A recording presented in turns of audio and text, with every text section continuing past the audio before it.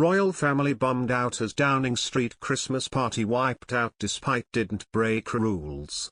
During the course of the pandemic, the COVID laws have changed regularly. Yet one thing has stayed largely consistent: the rules have always treated people and places differently.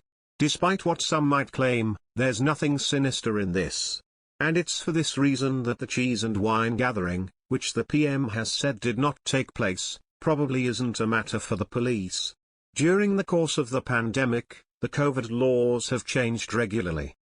The starting point in the COVID rules should be Section 73 of the Public Health, Control of Disease, Act 1984. This part of the Act states that the COVID regulations, at all times, never applied to Crown land, which includes Number 10. This only changed if Number 10 made a written agreement to be voluntarily bound, and no one thinks they did. So the regulations almost certainly never applied to Number 10 anyway. Why would this be?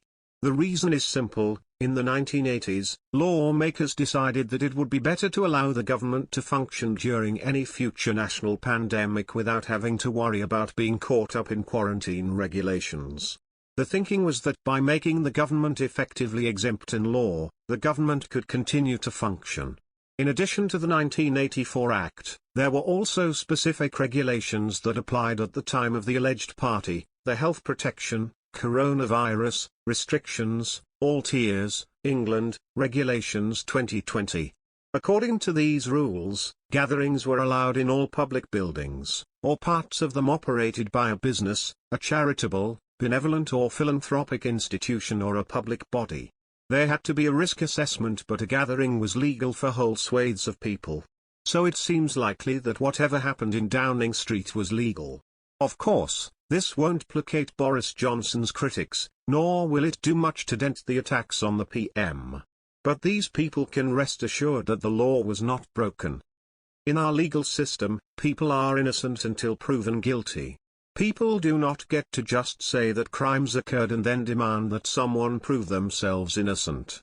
Criminal lawyers will grandiosely call this the golden thread that runs through their area of law. It applies to people they don't like as much as those they do. And it should apply in this case. Far worse than this though is that another greater wrong has occurred.